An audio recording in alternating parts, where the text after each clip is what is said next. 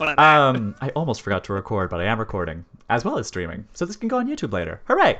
All right, so before we get started, quick shout out to our sponsor, C4 Labs.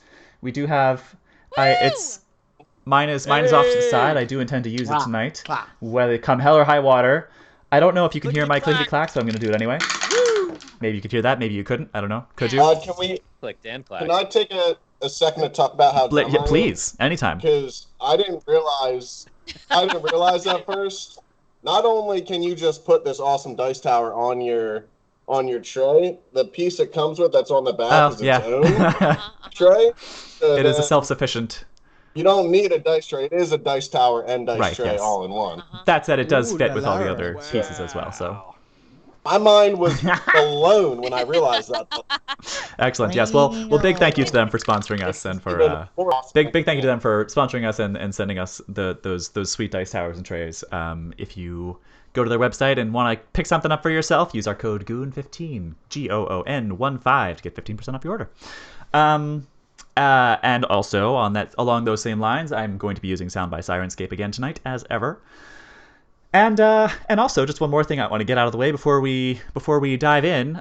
Just a quick reminder to everyone that this is a adult horror themed stream, and we're going to be covering some potentially triggering things. There's, people will come to bodily harm, possibly my players, possibly my NPCs. Definitely my NPCs. I have no mercy for them. You guys we'll see. Depends on how well you roll. And other parts. There are other parts of the story that are potentially triggering, such as like intimate partner violence, untimely death, things like that. So take care of yourselves. Stay hydrated. If you need to step away for a little bit, please do. Come back when you're ready, if you are ready. If not, check us out later on YouTube or the podcast, because your health is important to us. And as much as we love having you here, priorities. So here. As we know, goons, because, and if we didn't know this, I've certainly said it enough, I really like horror, just, in general. Put that together. There's some context clues that might indicate that. I also, as a result, really love to run horror-themed games. Now, on the Critical Fail DM, in the Critical Fail DM sphere, we have thus far only seen two game runners, a DM and a keeper, in Trevor and myself, respectively. But I'd like to hear from the rest of you. If you were to run a TTRPG, what kind of environment do you think is sort of your ideal? It doesn't have to be D&D. It could be, or anything else you're familiar with, if anything. But yeah. Good question. Good question. I would want to do a kids on bikes type situation. I would want to do like a 12-year-olds in the 80s, no cell phones, like no parents. That's like a Stranger Things kind of deal. Yeah. Cool. So that we have our set. So do you think you would do like a Stranger Things kind of theme as well? Like, would it be kind of spooky? It must. I would love it to be spooky. I was deeply obsessed with Stand By Me growing up. So maybe like real death stakes kind of thing. Like little kids on a journey. I honestly, I don't know the kids on bikes trope to exist anywhere outside of horror. Is that a thing in other movies? Or like other forms of entertainment? I think that's where everybody was on bikes. Everybody was on bikes in the 80s, but I feel like like Stranger Things, like Stand By Me is pretty spooky. Like those, they're kind of holding it down. You also got the Goonies. I was gonna say that's more adventure than scary. Okay, I'll give you that. It's like I was not on a bike in the 80s. I couldn't ride one yet. What were you on? Crack cocaine? No, that's a lot. Sorry, I'm kidding. That escalated quickly. Fun fact, it was also true. Rampant in the 80s. Oh boy. All right, really an issue. How old was I? I was born in March of 1989. So I wasn't on much. I didn't even have like enough brain chemicals to like form memories yet. But I was there, I'm told, at least according to my birth certificate. Anybody else? What other? Let's get off of that topic real quick. Any other? What other kind of games do you think we'd like to run, friends? What do we like? I'm definitely that typical D&D high fantasy setting. I want to be a dwarf and chop off some orcs and goblins' heads that are trying to kill my kingdom. You know, so, attack the kingdom. You really have a thing against orcs. They're almost always evil, okay? Almost always. That hasn't come up, based on Artemis's history, that hasn't come up between Artemis and Kaz. I think it's it like almost did once or twice. I think we've discussed it. We talked about it, but I think I'll let Tyler talk more about that if he wants to. But yeah, it hasn't really like reared its ugly head in a way that made me feel nervous for Kaz. Well, I think just a little side story on the Curse of Strahd. I think a little bond that Kaz and Artemis has is they're both like, I'm a half elf, you're a half orc, so there's like that bond of like not quite fitting in anywhere because no one, you know what I mean? Yeah, so that makes sense. They're able to see past their differences despite their differences. Eloquence, thy name is K. Ned, you've dabbled in DMing a little bit. Is there something you'd want to run? I know we've talked about some things. Yeah. I mean, going into that kind of horror thriller kind of genre, I want to approach the 80s like thriller side of things, but I also like a bit of the adventure, like the action-packed adventure. But the two that like off the top of my head I really want to Delta Green, which is like X-Files, modern day, Cthulhian horror, but like in our world that we're in now. And the newest Alien RPG.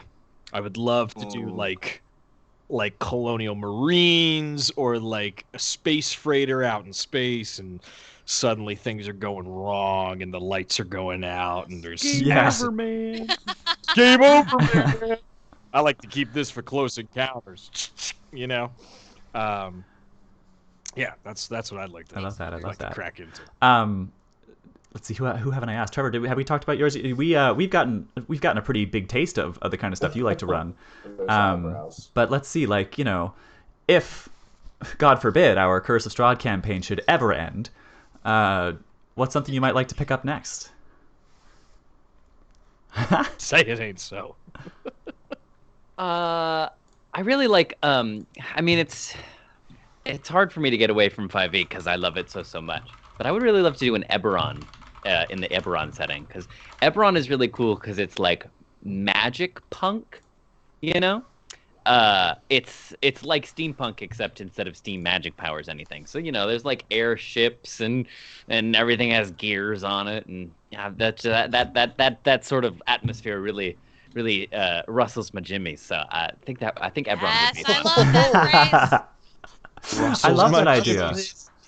Really makes your socks go up and down, huh? I don't know what that means, but it's oddly evocative. I think I've briefly mentioned on stream before my extreme love of steampunk. I think I would be all about that. Like when I watched Arcane, I didn't really know going into it that it was going to be kind of steampunky. And then as soon as I heard that, like, I was like, I'm home. This is amazing. I love it. Dan, how about you? We haven't been running had an adventure run by you yet, but should that day come, when that day comes, because I have no doubt that it will, I will make it happen if it doesn't. What would you like to run? What would you like to see us in? Well, I have ran an adventure, Kay. That's right. Yes, we did that play by post guy. Discord. Yeah. And that was a lot of fun with the building together group of goons. But that was D&D 5e. I don't know too many other systems, so if I could just imagine something that doesn't exist. Well, you could reskin. You could reskin D&D. You could we're gonna do that soon with Humblewood. You can. It's really there are systems in place that exist. Homebrew obviously is a thing, but yeah, sky's the limit. If you were forgetting about what kind of system, like what kind of story would you want to tell? Yeah. So there is a game I've heard about called Fate Core where you invent your own story as you go, and there's a bunch of cards that have prompts. Something like that seems really interesting to me. Awesome. That's collaborative storytelling. But the setting I pick, I think, would be something sci-fi in the future. And instead of really tight and kind of survival-ish, I would be interested in running something that's broader and more like political impact and in like a larger scope. Cool. I think could be fun. Oh, that sounds like that sounds like you. No? let me that sounds like a big brain game, which I think is exactly what yours would end up being regardless. A big brain game. Yeah. A big brain game. So I think if I were when I run another game, I think I have sort of three options. I stand in a forest with three paths laid out before me. I could go down a very similar path that I'm on now, stick with horror, and just do something a little bit more modern, like, for example, Vampire the Masquerade. Tell, like, a modern, sexy, scary, action-packed vampire story. I would love to do that. Yes. That'd be really cool. So that's a departure from what we're doing right now, but not a big one. It's still horror. A slightly bigger departure would be, for some reason in my mind, these two systems are oddly similar, although I don't think they actually are, would be a cyberpunk game. I love cyberpunk almost as much as I love steampunk. I would love to do, like, I'm obviously obsessed with the video game, which is in the same franchise as the TTRPGs, but I love that whole, like, dystopian, not too distant future.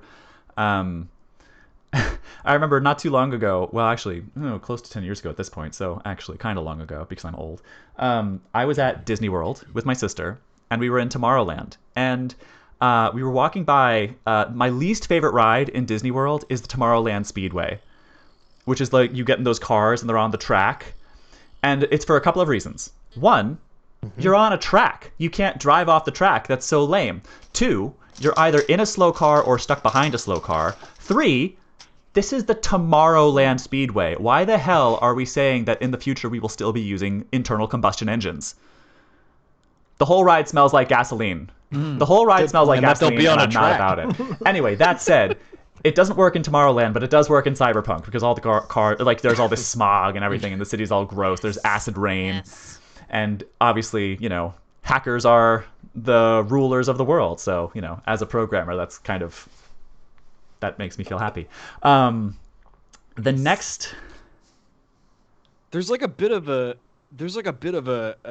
like a Blade Runner feel to, like, oh, absolutely, that you speak of like the acid rain and the smog, and like I think cyberpunk and that go like hand in hand, and like I would be interested if there is like a Blade Runner adaptation of like out a game. there. Yeah. No, you could totally tell a Blade Runner story in the cyberpunk system. That's a match made in heaven.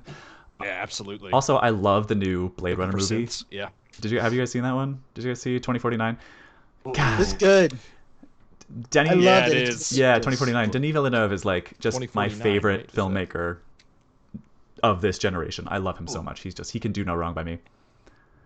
That is the smoothest. It's those French Canadians, man. I've ever heard. It's those French Canadians. Denis Villeneuve. Can you say it again for me, Kay? Yeah, he's. Yeah. Oh, or you could do like an 80s version of like absolutely Total you could. Recall. Absolutely you could. If you do that, Kay, I want 3 titties. Oh my God! No, You I want brought 5. it all the way back. You brought it all the way back to the D&D road trip. Yeah, Dan saying, "What's better than a woman with 3 titties?" And me saying, "Dan, wait, hear me out. A woman with 4 titties." Dan, whoa, wait a second. Stay with me here. A woman with 5 titties. Stop! Also in that video is Ned going, Total Recall is a spectacular piece of shit. Yeah. Yeah, you went like... And I'm I mean, okay, so the original one is a gold mine. Better than of Arnold NPH brings us. Schwarzenegger mannerisms that just. Listen, that was real horror. Okay. That was It Eldritch horror set in the Cthulhu mythos, that was indeed. real horror. So anyway, so cyberpunk would be my like my wait. It was. Yeah, that would be my slightly larger departure. My third option would just be to go in a completely different direction. I would love to do something like Good Society. I would love to tell like a slow burning Jane Austen romance with like lingering fiery glances across the ballroom and like confessions of love told angrily from 6 feet away. I don't know if I could handle you running at that just based on the way you just described it. I'm like, girl, I will have to get a waterproof microphone because I'm going to be running that game from inside a cold shower. That's the only way I'll be able to focus. Queen Moon literally posted it on Campbell. You have my attention. Holy. Yeah, the Twitch chat's kind of inflamed. Yes, exactly. Like, I'm already feeling red just talking about it, my word. Yeah, Mom. Coffee Mom also said, roll to be moody in the rain. Yes. Yeah, oh my god, all of my like content warnings for that one are going to be like, sit on a towel. I'm so sorry. I'm not actually sorry at all. I'm not sorry. Holy moly! Getting pretty racy tonight already. Yikes! What? I'm in a mood. Oh my word. You know, maybe let's stick with Cyberpunk. Actually, let's take it back one.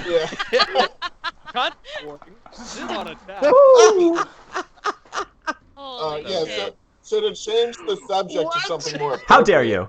The other thing I would like to run would be a Star Wars. Yes. That would be fucking awesome. Tyler, did I not ask you? I'm so sorry. Did I skip you? Oh, okay. No. I said. Oh, right. Yeah, you said like Tolkien-esque. Yeah. D&D high fantasy. Okay. Yeah. But then I started thinking, and I was like, "Ooh, it'd be badass." Then you started thinking, "Stop! Don't do anything that makes Kay remotely titillated." I feel like I don't know. I like getting the chat going. I like in Star Wars though. Like is it bad? I like being the bad guys. Like I want to be the. I want to be the galactic. I might want to be a bounty hunter. Oh, see, I would go bounty hunter. Like, yeah. Cool. A merc. No disintegration. Okay. All right. I'm done taking us on. It's just what I needed, Tyler. Thank you. That was a. We've concluded the portion of the evening of our Total Recall and the Foibles of Human Condition podcast. Let's move on to our Call of Duty podcast. All right, goons. With that, why don't we go around and let's reintroduce our investigators. I'm gonna start with Dan, who is currently sitting on the stream to my southwest. I'm not going to try to point because I'll probably fail. But why don't you tell us a little bit about Professor Hugsley Lacker? Well, right now he's missing his glasses, but when he has them, he's a Southern gent. Spent a lot of his life in Harlem, New York, but his family's from the bayou down south in New Orleans. And he is a professor of depth psychology who has just moved to Mayfield in an apartment that he'd rather not be in, but that was the only one available. And now he's watching these two men flirt with this young lady, and he's about to see people shoot a gun. He's so perplexed by all these heterosexual There's antics. A lot of firsts it's really for Hugsley tonight. It's a wild time for him. All right, let's bounce to the complete opposite side of the screen, and let's go directly to my, I guess on the stream it looks like my right. Trevor, why don't you tell us about Dicky Harrow? Let's go east to Boston.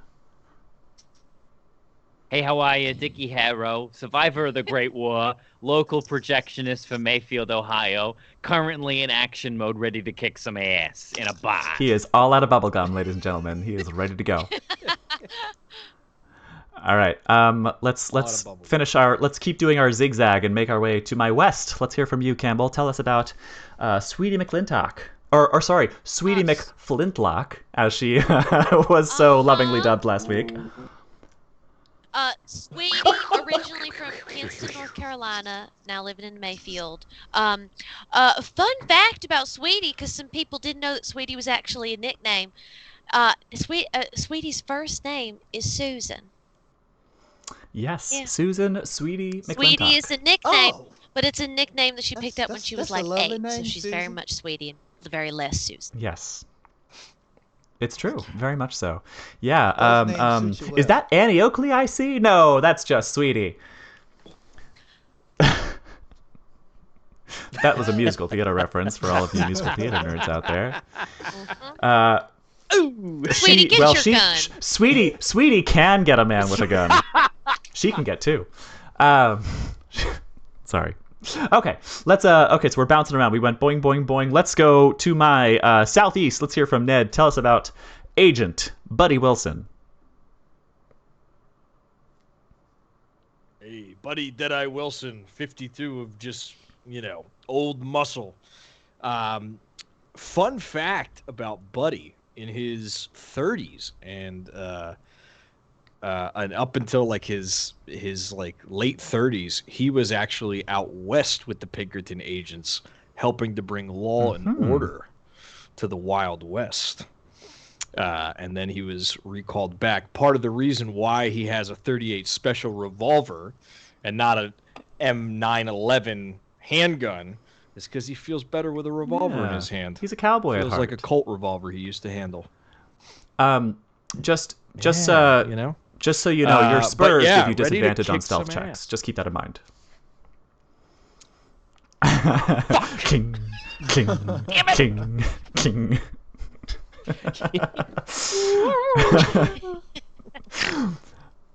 All right, and as my frantic ping pong ball bouncing around the screen has bounced all the way to the corners, it finally pops down right below and gets caught in the strong hands of Benny Kaplan. Tyler, why don't you tell us about Benny, the kosher king we learned last week? Yep. Yes. Yeah, Benny, the kosher king Kaplan from the Jewish slums of Philly. Very ugly guy. So you keep trying to remind us. That gets me every time. I know. Boy, Benny, don't be too hard on yourself, will you? You've seen the character profile, you know that. A lot of scar tissue built up around his face. Broken nose, never sits quite straight anymore. And he knows his place. He knows he's the strong guy, and he's not the smart guy. So he does what he can. He does what he can with those fists of steel. One fist of iron, the other steel. If the first one don't get you, then the next one will. He couldn't say that sentence, but he likes that you did for him. Yes, well that's all of you, all of my intrepid investigators. Now, last week, investigators, we found ourselves in a little bit of a sticky situation, which I will get into in a moment. But first, let's take a quick moment to not too quickly, but gently and easily ease ourselves into our characters. They are, after all, in a very frightening situation. So just take a moment. First, take a moment to remind yourself that you are at a table surrounded by friends who love you and a gaggle that loves you, and that you are safe. And then once you have successfully reminded yourself that you are, in fact, safe and loved, prepare yourself to take that plunge into the abject horror that your characters are probably feeling right now. They've already been through a lot. Try to recall the journey that they've been through, where they've started to where they are now, the uncertainty and the fear, the adrenaline running through their hearts and their veins. When last we left our intrepid investigators, we had just finally made our way to the barn after nightfall, snuck in, avoiding detection from Freddie Jensen and his gang, police deputy Stanley Alexander, manager of Elmer's Steakhouse Felix Taramai, and of course, underboss of the Cleveland crime family, Salvatore Totaro. we have successfully made our way into the barn, somewhere that we have been wanting to check out ever since that first night when we saw Kenneth McCurdy's body being taken here in the back of Freddie Jensen's pickup truck. Benny, with an extremely adept and adroit kick to the butt of Buddy Wilson's 38 Special, levered into the padlock on these thick chains, just effortlessly managed to break it open. And as you slowly opened the door, your eyes fell upon the terrifying sight that was these 4 somewhat familiar faces chained to the wall. Most of them just sitting there, eyes open, staring with a lifeless gaze out into space. But one of them, upon noticing Sweetie's entry, taking on just animalistic fury and struggling against her chains. And in fact, I'm going to open with, I think, the first physical die roll I've done in the adventure to see if she manages to break those chains. Oh, she does not. It was a very, very small chance. I think I would have had to roll a crit in order to do that, and she rolled a 76 against her strength, so that is a failure.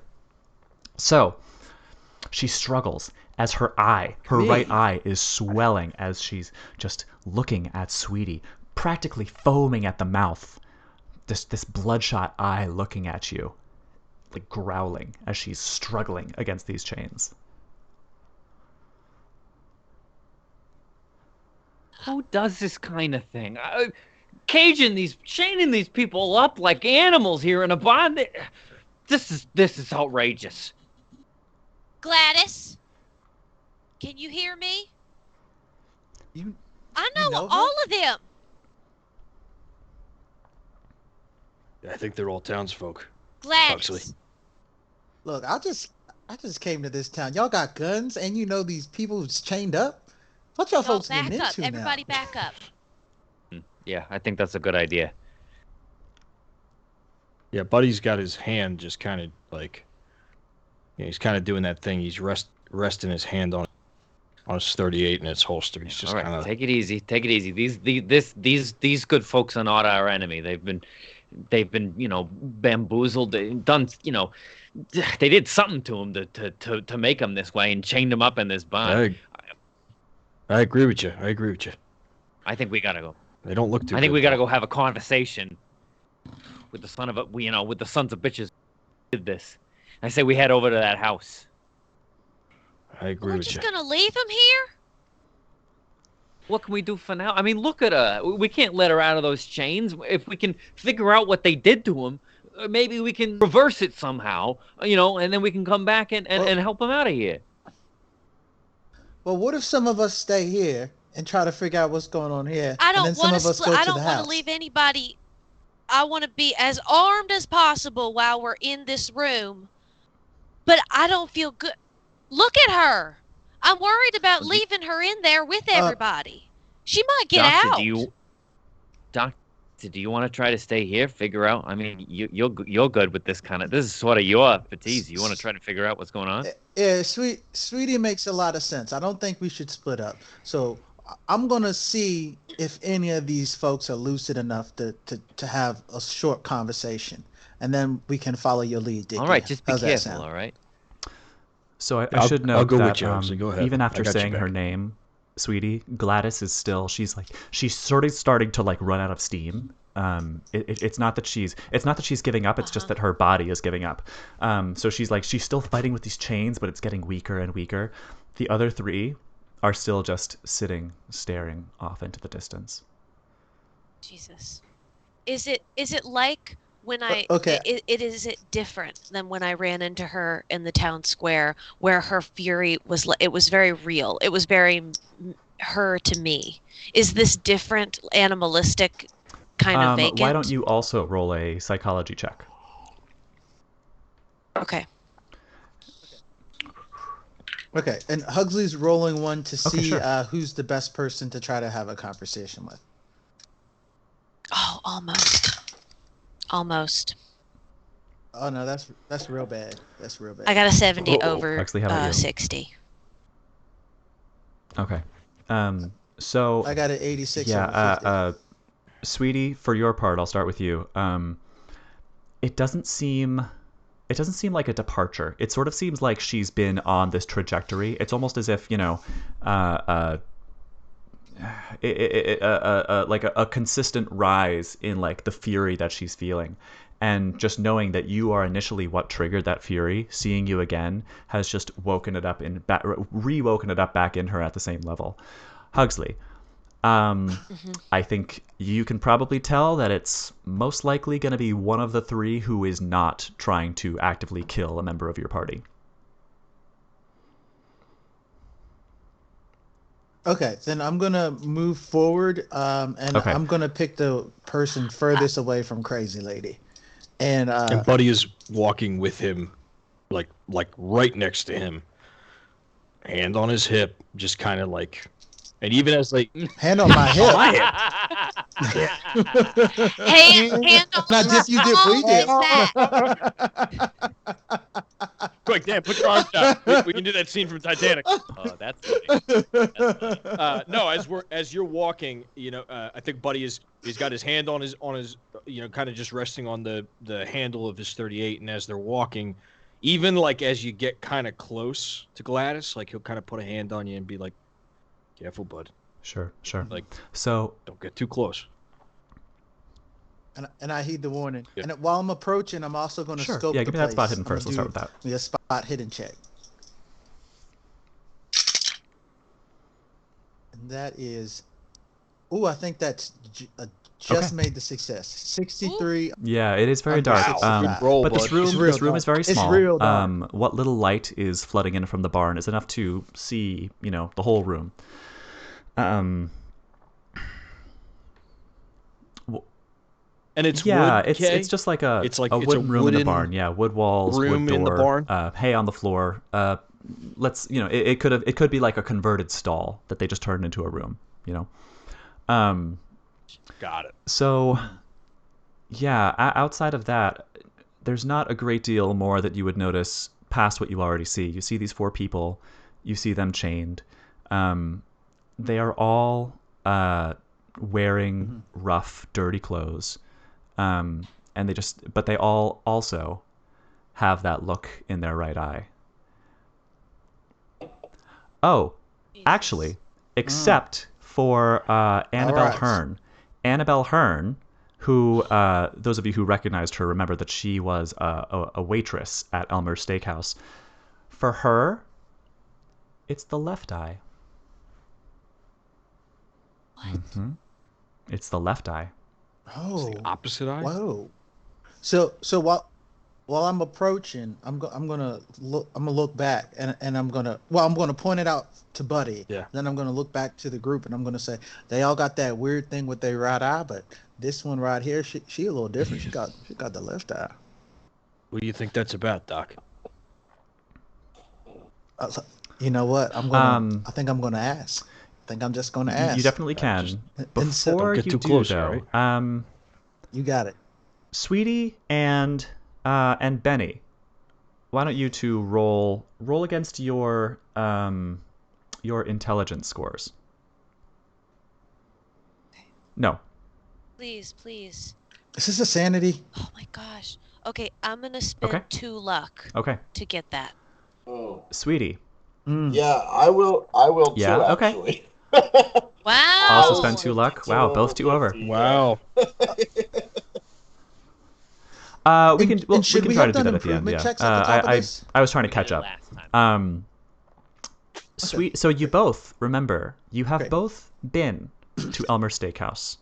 At some point since you've lived in Mayfield, you have eaten there. Excuse me. And either Annabelle Hearn was your server, or maybe you just happened to look over as she was putting some food down on a table. She's a lefty.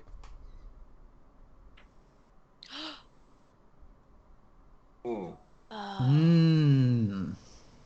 was gonna say, is it like a left hand? She's left-handed. Or left brain, right brain thing, maybe? Or do you tell us we're this? not even in there right now. We stayed outside. Aren't you in the room with us? Yeah, I think I'll say. Well, since you know it, I mean, you were all kind of gathered together, and Benny, I know that you were the one opening the door. So I think wherever you are, you were able to sort of take in the situation, and you recognize Annabelle Hearn. You might not recognize Adair Woods. You might not recognize the McDermotts, but since you've been to Elmer's Steakhouse, you remember Annabelle. And since you rolled a success on your intelligence check, you do remember that she's a lefty, as does Sweetie. Do you tell me that? I'm proud. Would you think to tell? Yeah, I don't know if I would. That's not a trick question. I might. I'd just be like, huh, that's interesting. Keep it to myself. Sure. All right, Yeah. Campbell, would you tell me that? Okay, thanks. So then I'm gonna go. She's a lefty, and that matches. I'm gonna go. I've read a few books, and this might be some kind of contagion. And if it's their dominant hand and their dominant eye, they might be engaging with something. What? They might be touching something. So I'm going to see that we all be careful what we put our hands on. Well, you saying we can Like catch a whatever it is they parasite or got? something? I don't know. I don't know. Point, It's things like this that happened get before. Get him out of there. Get him out of there. And Wait, and I'm gonna say, wait. I'm gonna keep my distance. I'm not gonna touch anything, but we need to do some kind of investigating here. It could save our asses in the future. I think, I hate to say this, Sweetie, but I think the doctor's right. But Sweetie, I think you're right. I promise I will take caution. And so I take caution. Yeah. I approach Annabelle. Is that the one with the different eye? Buddy's gonna before you approach Hugsley, Buddy's gonna pull out of his pocket like a hanky, like a neckerchief, and be like, "Here, cover your face." You know, I don't listen. I'm not that smart, but I don't. Maybe it's airborne. So I take it and I put some good cologne, fella. And then I walk. we can't stop shooting. It's Irish Spring. and I walk over and I get low to the ground, so I'm at like her eye level, and I go, hello, can you hear the sound of my voice? She continues staring off into space.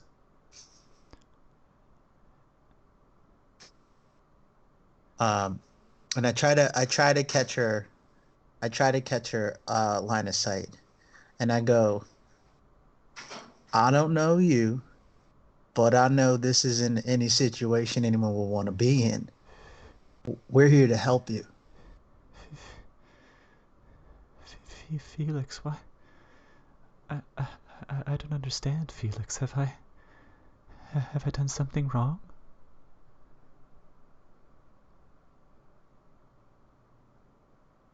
Felix is the owner of the steakhouse. The manager, right? but yeah. Mm-hmm. and I go, lover, you haven't done anything wrong. We left the steakhouse.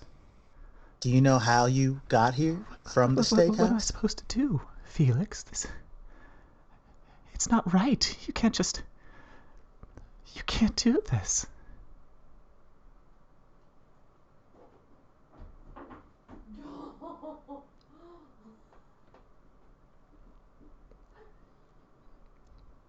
And I'm gonna go. You know what? You're right. This isn't right. This shouldn't be done. What do you need? Cool. To happen? Why don't you go ahead and give me a charm or a persuade or a what's the other one? Charm, persuade, intimidate, or the other interpersonal check. I always forget the 4. Well played, Danny. Charm, boy. persuade, well intimidate. Thank you, fast buddy. talk is the other one. So I guess probably charm or persuade. Okay. I'm Hayes, I'm gonna do one of the persuade. people in the barn or in the house. He's the one you saw last week who went back into the house. It's Felix. It's Felix, Deputy Stanley, and who else? So Felix went back into the house. Deputy Alexander left. And it's Freddie Jensen and presumably the other 3 men who you've seen with Freddie Jensen are still in the house. Okay. Mm-hmm. Okay, I got an 87 over Explain 50, what you but do I to want to push your push roll. my roll. Ooh.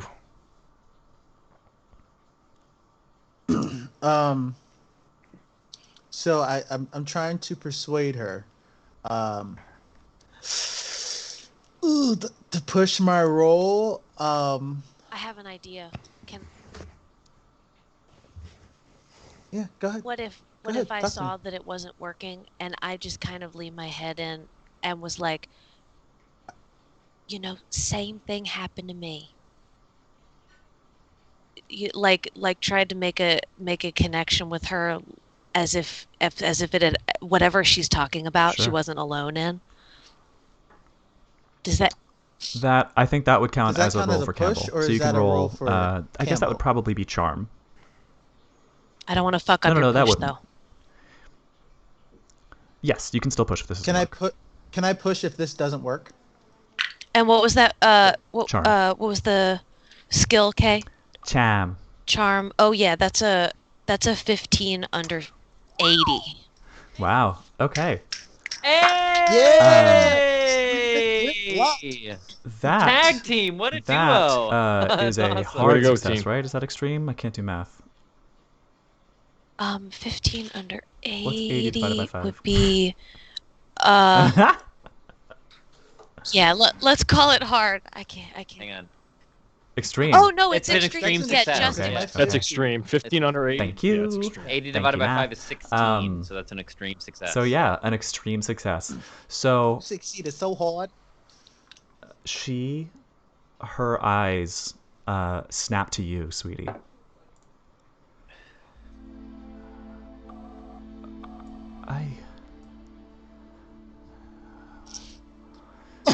I remember.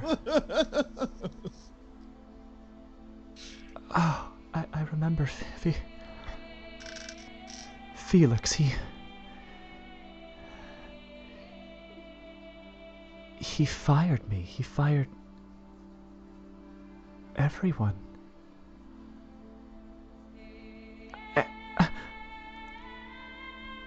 And then I just remember. And her eyes open.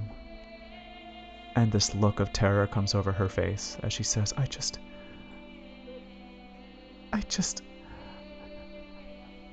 remember. It was among the stars.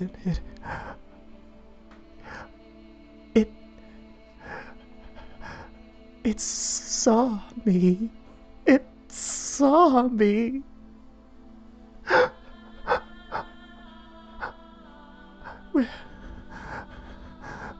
Where am I? Where am I? And she started to get more frantic as she realizes that she's chained to the wall. And she starts breathing heavily, and it's like she's having a panic attack. Someone caught you, and we're here to help. You're among friends. I don't know how you got here, but we're here to help. Can Buddy wants to try like a like a fast talk to sort of calm her down. Sure. What do you say to her? To kind of like keep her breathing and whatnot. So he goes, hey, easy. And he kind of gets down like on her level. And he takes his hat off. Hugsley holds his hat for him.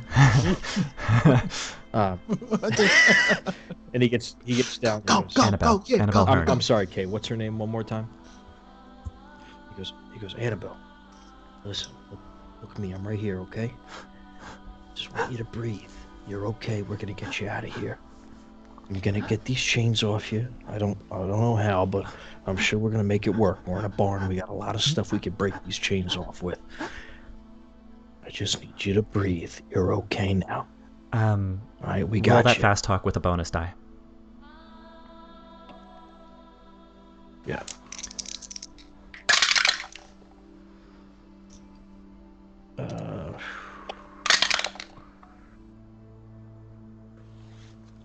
That is, with the bonus die. Wow. A 1. Wow. Oh shit! What? That is a wow. Wow. 145. What? Yeah. What? And she's instantly saying in an ally. It was a 60. It was a 61 to begin with. And with that that's not just die, a success. That, my friend, is a critical success. Yeah. So she just well done. Truly well done. Holy fuck! So her eyes slowly move over to you as her breathing slows, as she just.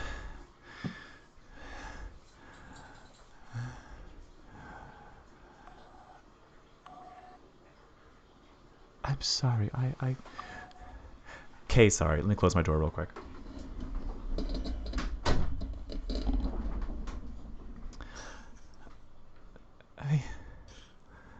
Good. Where am I?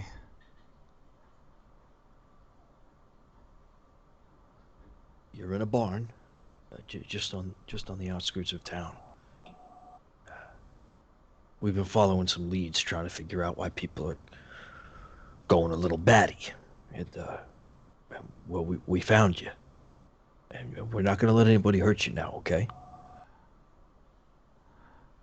Ask her who brought her here. I'll try. Now, Annabelle, can you remember who it was that brought you here? Was it Felix? Or was it someone else?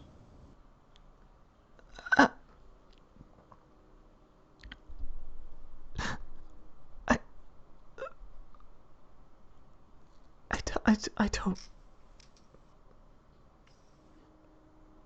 She's been through enough. Let's get her out of here. I don't remember. Yeah. That's okay. Hey, it's okay. You've been through a lot. Benny, you wanna help me with these chains, Benny? Yeah. Hey, Benny, you want to see if there's maybe a pitchfork or something in that barn that we could get in those chains? These chains. Can I do a roll to see, like, do the chains look brand new? Do they look rusted? Or they look old? You know. I would say like of the same ilk of the ones that were holding the door closed. Can I look for just anything to lever the chains to try to, rip them off the wall or whatever I gotta do? Give me a luck roll. Oh, okay. Woohoo! I hope I gotta roll low. Please tell me I gotta roll low for this. Yeah. Wow, very lucky. Okay, yeah. My luck is... He finds the key for that shit. Before any actions are done, Hugsley's gonna ask. I definitely want to set these folks free, but what are we gonna do with them once they are free? Because we still need to figure out what's going on here. Send them back to town. Get them as far away from here as we can, and then we storm that house. So we'll be leaving with them? I think we should send them off, right? Just to have them head back to town. We'll take care of this. Yeah, but Buddy steps forward. He goes, well, wait a minute, Dicky. All of this stuff has been happening in the town, hasn't it? Well, I guess they could stay here if they want until we're done. I don't know what's going to happen to us. I don't want to bring her into the house with us. I agree with that's what I'm saying. I think maybe we should come back and then set them free. Like, I wanted to get some information before we went in that house. How far is the let's start with you, Benny. What were you saying? You find whatever you want. Was that an extreme success against your luck score? Like a crowbar or something? Was that extreme against your luck? Okay, for extreme success, yeah. For extreme success, yeah. Yeah, finds the key actually in a no, fake like rock. for an extreme success, yeah, you find the key. Yeah. Can I also get a crowbar? 'Cause I got a or just something. I got like a story reason I want something heavy. Sure, yeah. So I'll say I walk up. with the key in one hand and a crowbar in another. And I'll go, well, let's go talk to them and find out what's been going on. I hear what you're saying, Doc. I want to make sure these people are safe. But I can't just walk. I can't walk away from this right now. This has gone on long enough. If you want to talk to him, I'll wait. I'll stand guard by the front door. I'll make sure no one else comes. You talk to him as long as you need. But I'm finishing this tonight. This has gone on long enough. I'm worried about sending them loose on their own, and they're in no good mental state. These folks right here are in a fugue state. They're not going to do well on their own. We're going to have to walk them all with us, making sure we're all sneaky, back to the car. Make sure everybody's in the car if we unlock everybody now. Also, we do not know what this condition is. And if we unlock somebody right now, everything might change. All right. Here's what I'm going to suggest. I'm listening. I don't think we unlock Annabelle here. She seems to be back to herself. Let's get her to the car. She can hide out there.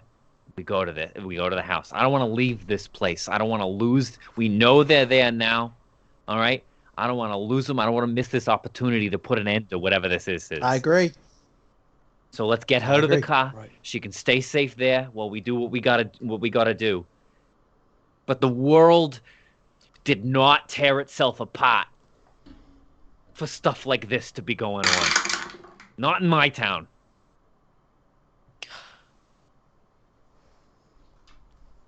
What is Kay doing? Fuck me. Why is Kay doing things on their own? Buddy Annabelle remains conscious. Hold on.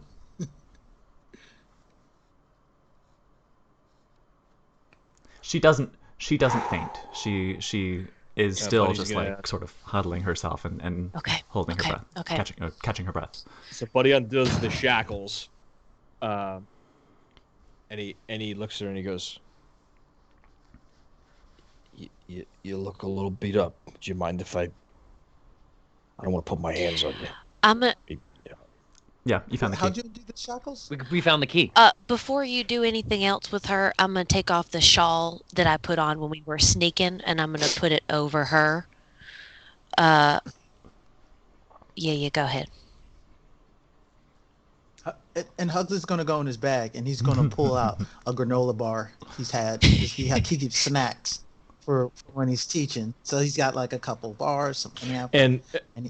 And pulls her out something and offers her a bag to eat. Kay, does she look like she can walk on her own? Her eye is still have the eye? Bloodshot. Does she still have the eye?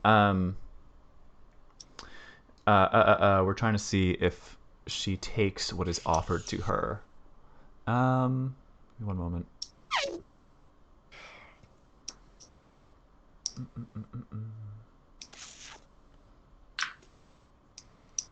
Yes. Exciting. I'd like to be glancing at the house too while all this is going on. As the shawl is keeping an eye on draped the around her house. shoulders, she doesn't really notice it. And as snacks are put in front of her, she doesn't look at them. She has calmed down, but she's sort of returned to like just staring off in a direction, like towards the floor. All right, why don't we get her out of this room, and then where are we going to take her? Okay. We'll put her in the car. Yeah. And then we're going to go have a word chaining up kids in barns. I got a question, y'all. Should we ensure that if we've got to make a break for it, that this truck is not going to follow us? Sweetie, that's such a good idea. I pull out my knife, and I pull out my you're knife, dangerous, and I'm like, little lady. What if we slash the tires on this truck? Is that the best thing to do? Love it. I can do us one better, all right? Because if they come out and the tires are slashed, they're going to know something's up. Let me just, because I have a lot of mechanic skill. Can I try to sneak up to the truck and like disconnect like a? I don't actually know anything about cars.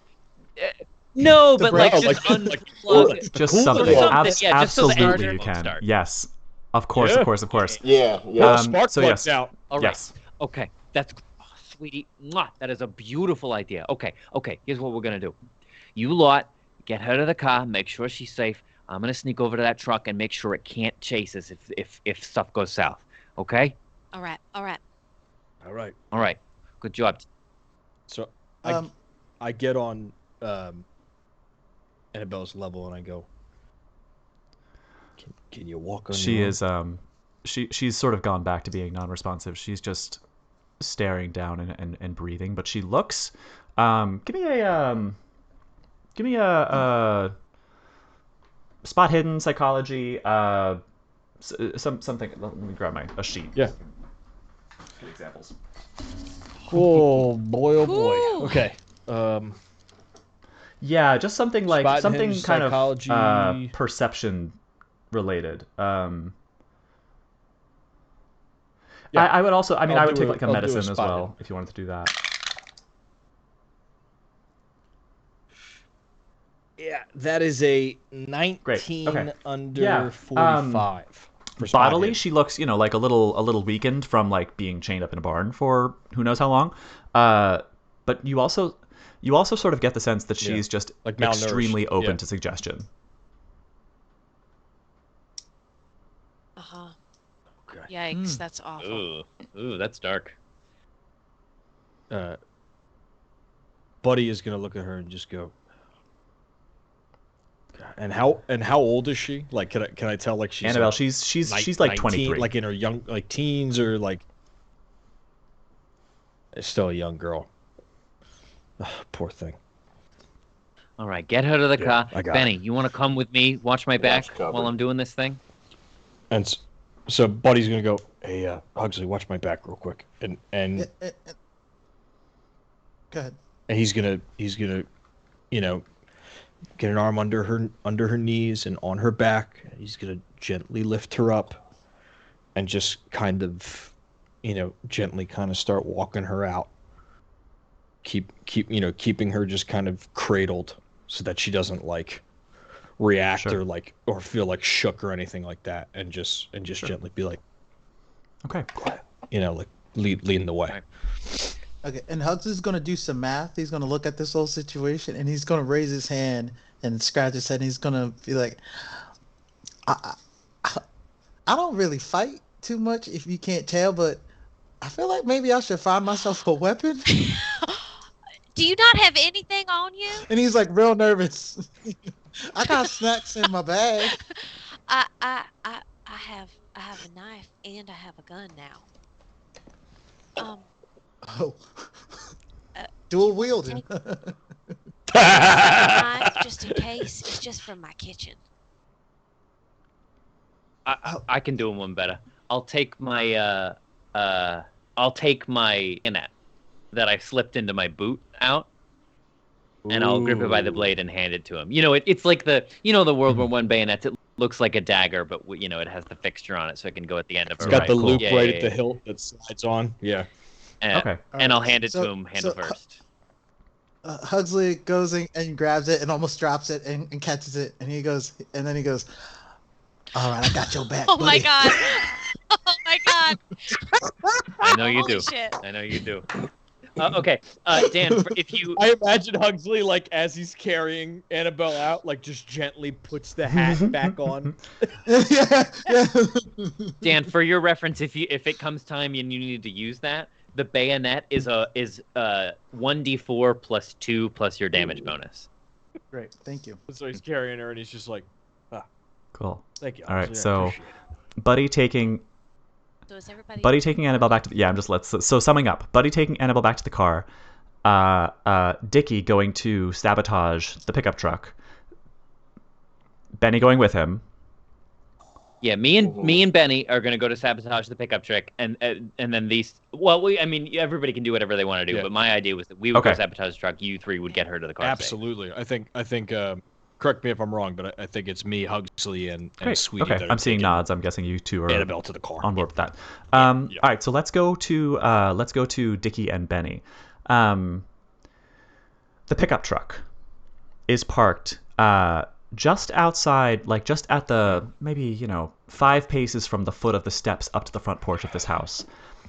It is ever so slightly bathed in light from the house coming from those windows, those same windows that you peeked into that night, last night when you came to do some reconnaissance here at the farm. So it's close to the house. So if you are going to sabotage it, you're going to need to be very quiet. Assuming that there are people inside. I'm can I then instead of like going around to the front and popping the hood to stay more hidden, can I like roll into the undercarriage and get at the engine from the bottom? I'm trying to find like the right combination. You know Dicky. Like army crawls in his trench coat and rolls under the car to start chipping away at it from underneath. But he's just standing there going. All right, so you know what? I will let you two decide what skills would you like to use, not to sabotage the car yet, but to get to the car unnoticed. Ooh. Stealth is an option. Stealth, I guess. Stealth is absolutely an option, we're but you have creeping through if there's anything else that you think is applicable, I'm all ears. Okay. How about can I give you a little dodge? Okay. A little quick on my feet. That's not a bad idea. I was actually thinking the same thing. If it's like if I'm like tucking and rolling under the car. That's what I want to encourage. I want to encourage like creative use of skills. Using your ability to like as you see, as you're like kind of watching the house and trying to keep an eye on what's going on, being able to like avoid where you think people might be seeing and I mean So yeah, go ahead. You can both use those skills if you'd like. Awesome. Yeah. That's great. All right, so we sneak up and I say, Benny, watch the door. Take that with a bonus die, both of you. The car. For being creative and cool. I don't think I need it. Okay, got it. That's great. That's a. Fabulous. I got a 59 under 65. I got 2 under 57. Holy moly! Holy shit. All right, awesome. I am a police. Holy, that's right. Moly.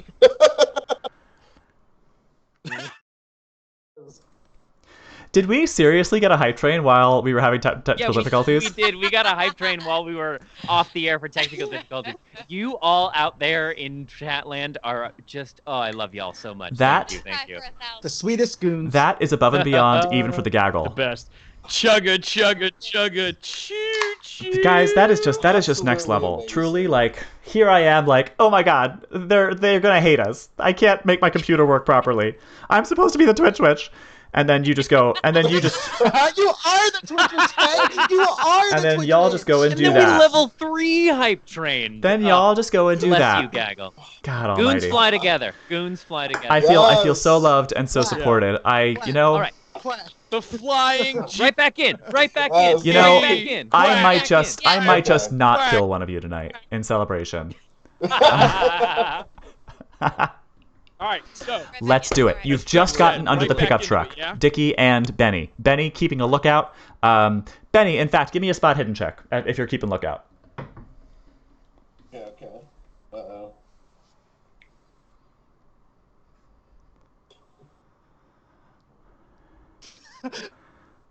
Better than MPH says. Throw some Love bits that. to your Twitch. Valley of Plenty. 86 over 65. 86 spot hidden. 86 spot hidden. Oh no! Push that shit. It's too. We're in the end game now. Push that shit. Do you want to? Do you want to push it? You can push it. Yeah, so... There are consequences. There can be. Alright, so Tyler. I'm kind of looking over the truck and the light's coming through at a weird angle, so I dip down lower to get a better angle so the light's not blinding me. Go ahead. Oh. There's a snake. Okay.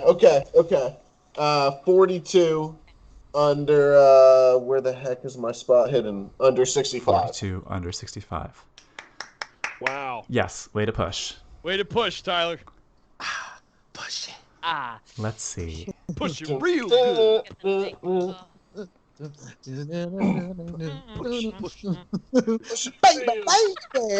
Dude, wait, that just made me think of Grandma's Boy, and I forget who the actress in that is.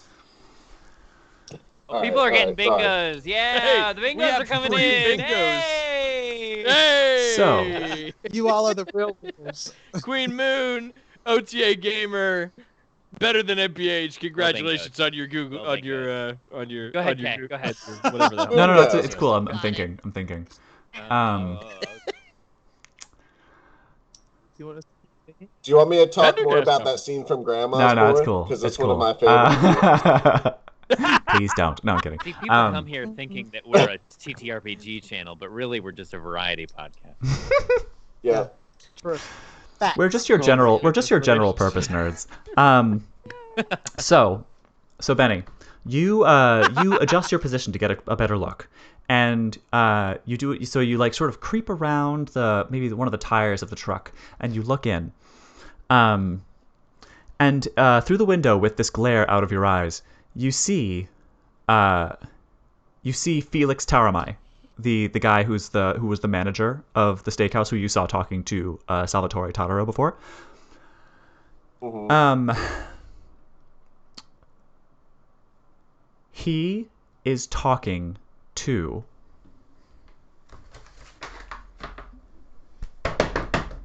paper shuffling. Loading. He is talking Graphs to and charts. And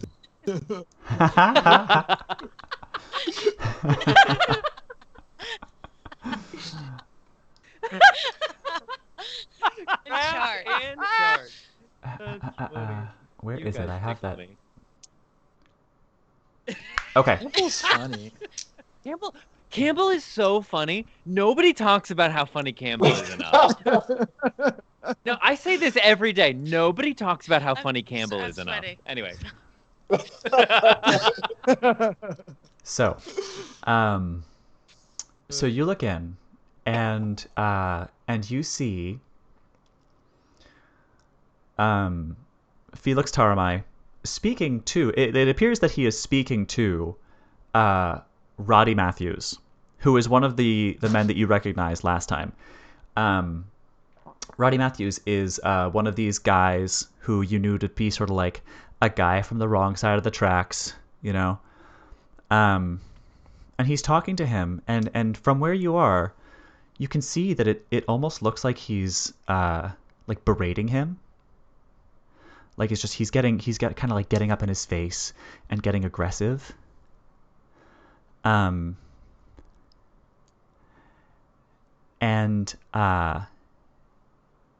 Roddy is just not really reacting. He's kind of just being still. He continues looking forward.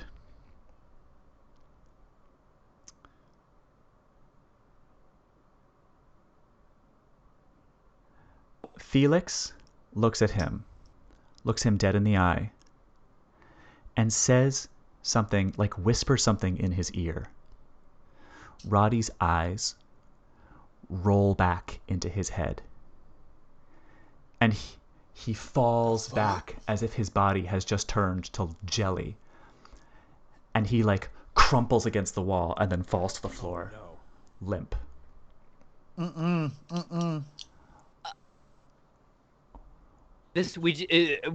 saw it, and Benny needs to give me a sanity check. Oh no! Benny! Oh shit! Oh no! Oh, even successes are bad. Oh, Roll against your sanity Help score. is on the way, dear. Oh no! If I can find Benny, Wait, do I want to roll high for this? Tell me what you rolled, and we'll go from there. I rolled a 72. And your sanity is currently 50. Okay. Benny, roll a d6 for me. Oh, you're having a bout of madness, buddy. I gotta find you. I can psychoanalyze you. A 2. Just under the car. I'm under the car. Like, Okay. You all right out there, Benny? Benny, you do not have a bout of madness. However, Oh. However, you do lose 2 sanity points. Okay. And that's Holy all. shit. Right. So I'm already like kind of insane anyway, so I think that's okay. So two sanity points fewer. How do you think? Like, what does this look like to Benny? What is like? What would the outside perspective see if they were to see you losing not a large amount of sanity, but just a little bit? Well, so I think like Benny sees this, and he's seen some stuff. You know, he's been through a lot, being the unskilled boxer, but motivated boxer that he is. So he's gone through some pain. He's seen some stuff. He's seen a lot of his friends get injured. So he sees it, and because he's used to seeing a lot of people get, like, he's probably seen people get killed in the ring. So he sees this person drop, and it affects him, but he just kind of knows how to roll with the punches and kind of move on.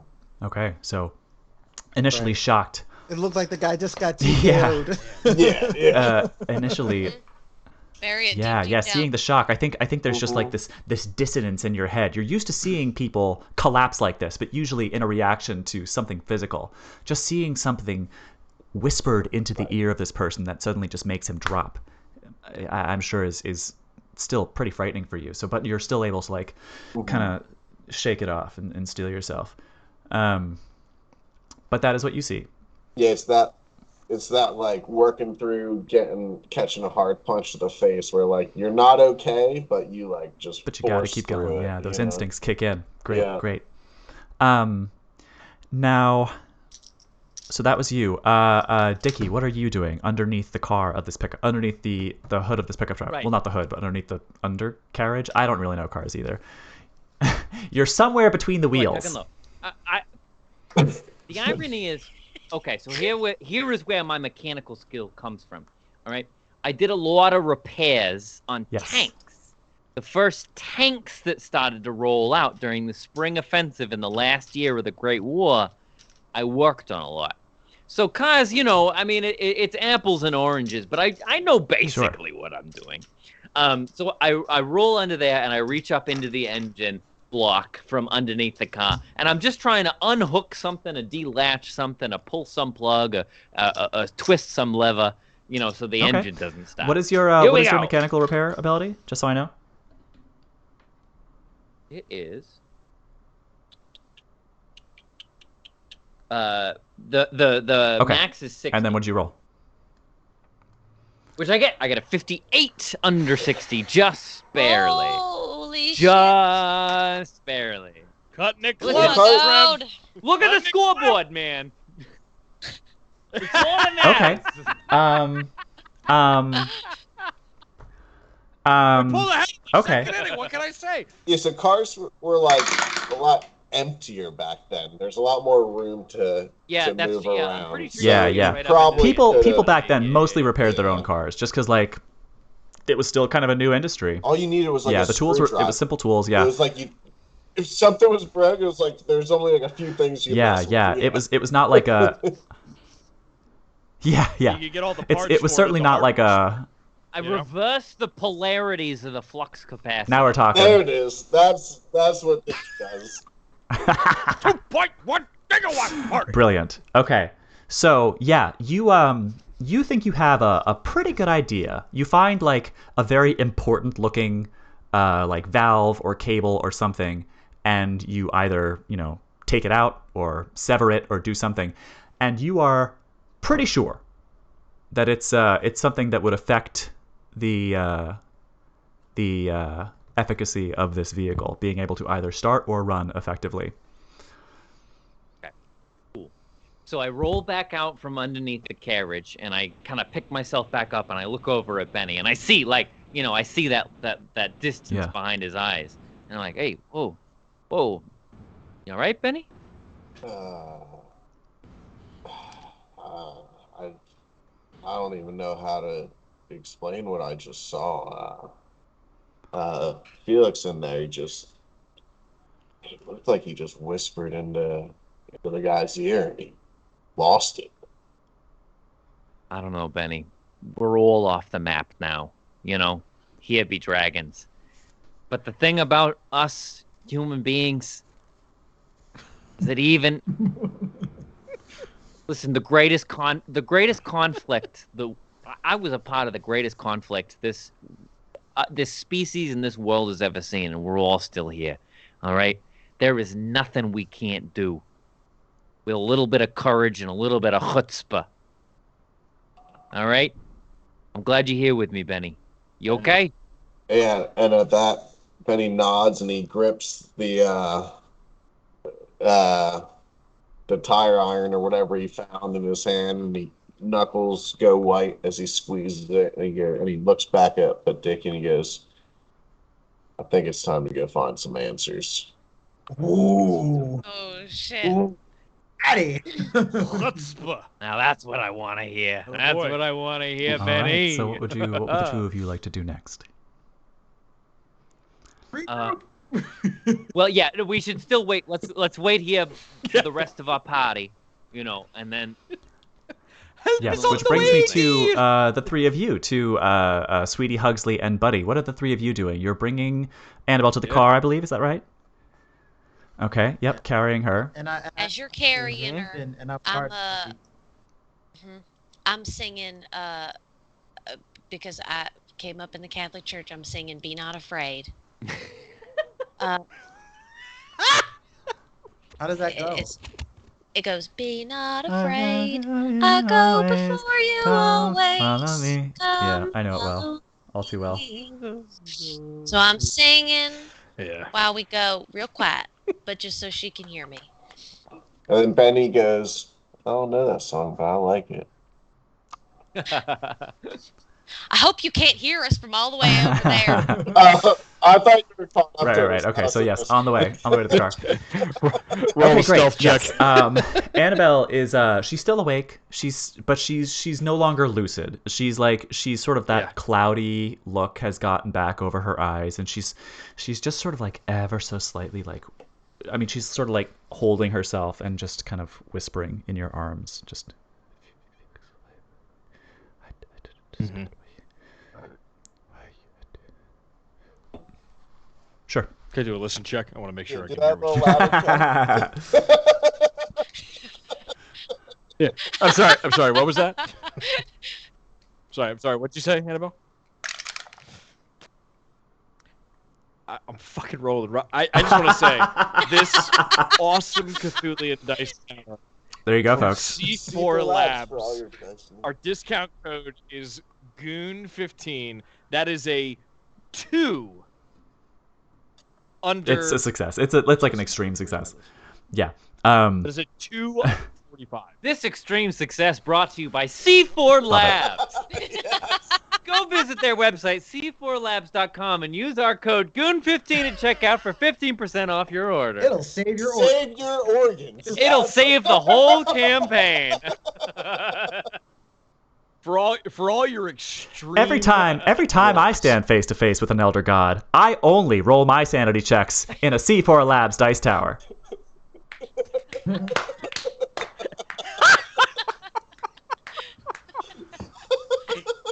Are you about to have a bout of insanity? Well, C4 Labs.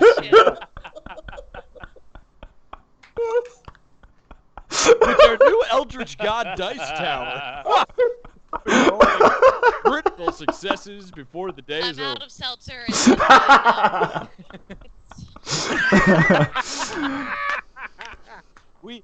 Oh yes, indeed we have. We have all failed our sanity checks. So yes, you all gently walk over. Oh, so the listen check with an extreme success. She's saying the same things that she said before in the barn before you managed to like prompt that moment of lucidity from her. She's saying like, Felix, I can't believe you've done this. Felix, what am I going to do?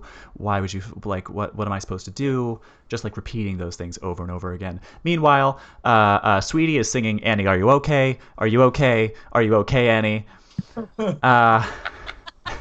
Totally just stole that from the chat. That was just all of them. They've been doing that for like 5 minutes now. You said Felix. She's saying Felix can't believe you. I can't believe you've done this. Was fuck. I can't believe you've done this. You successfully put her in the car, and nothing happens. All right. Can we? Put her in the car. Okay, so you put her in the car. She in the back seat of the car. All right. Hugs is gonna lock all the doors. Yes. I was gonna say, and also, while we're putting her in the car, I want to be like, listen, this whole thing, you losing your job, this is not the end of the world. All right? We got options now. You can sell Avon later. We can talk about it, but we got options now. You don't have to depend on nobody. All right? You hear me? You're gonna be all right. Lock all the doors. Don't you let anybody into this car until you see my face up against this window, and I'll give you a little wave. You don't open the door for nobody else, all right? I love that so much. Sweetie, give me a charm roll with a bonus die.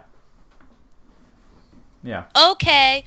That's Sweetie girl bossing on your bingo cards, if anyone is missing it. Is bonus die? Yeah, just roll the 10 side twice. And take the lower. Oh yeah, coffee mom.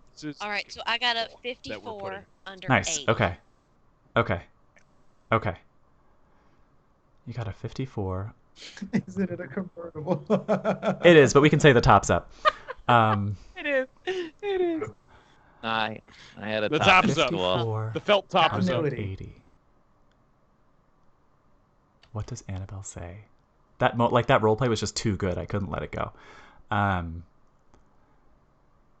But so like the doors are all closed now. Are you like sort of leaning into the window as you say this? I picture like she's in the back seat, kind of like curled up, and I've got the door open, and I'm kind of leaned over the door, talking to her in the back seat like this. Annabelle sits up with like inhuman speed. In one frame, she is lying down, and then in the next frame, she's like right up, looking at you, just sitting like calmly, hands crossed on her lap, and says,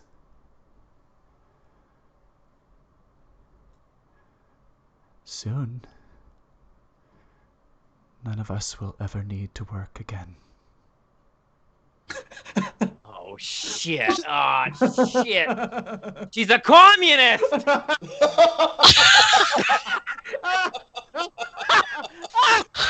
Oh no!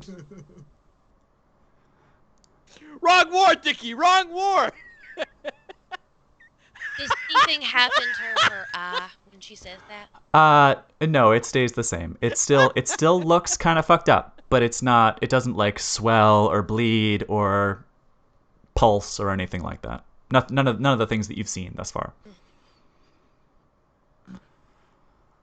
Wow. Oh, fuck.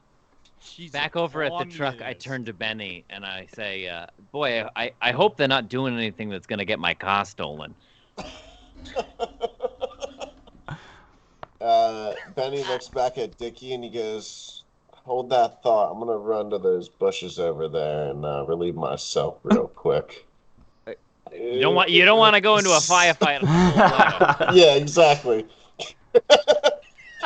I'm gonna just look over my shoulder to see if either of them heard that and thought it was strange. Maybe not. It was strange. I don't think you need to. She wasn't trying to be quiet about it, so you probably would have heard it. Then I'm gonna say, just keep rolling with it. I'm gonna be like, "Do you know something I don't know?" I know. Who? That it all starts to feel so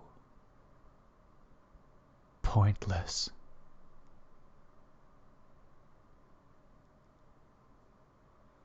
All right.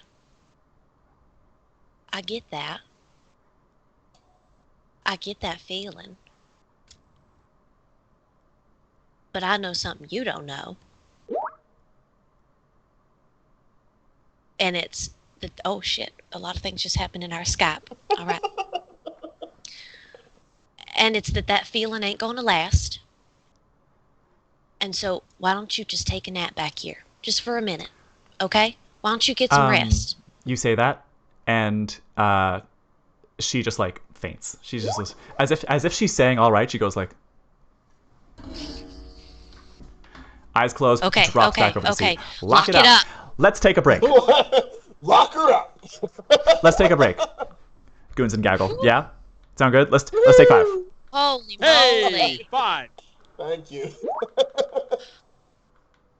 All right. Hi, Braid. I'm Gaggle, stay dead. tuned. I hope OBS doesn't crash while we are taking a break. It shouldn't.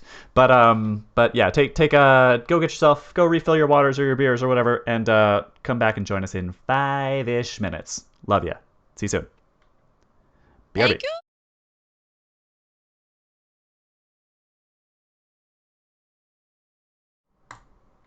Hey y'all, we're back. Feeling refreshed. And like $1,000,000 and totally sane, which is rare. And yeah, ready to go. Where even were we? What just happened? You guys are regrouping. We got Yeah, that cool. exorcist moment. Yeah. Annabelle had a little minor freak out, but Yeah. she is now snoozing like a little baby squid. I hate it. I hate it. All right, so do we regroup in Alright. front of the So I think- house? Yeah, we're walking back, and I'm gonna say, okay, who's got the keys? Because I still want to make sure that the keys aren't in the car. I don't want her to be able to make off in the car. Buddy, Well, it's my car. Let's say I gave the keys to you, sweetie. Okay, all right. I'll put the keys in my huge purse. All right. so after you lock it, Buddy will turn to Sweetie and go, "Hey, she all right?"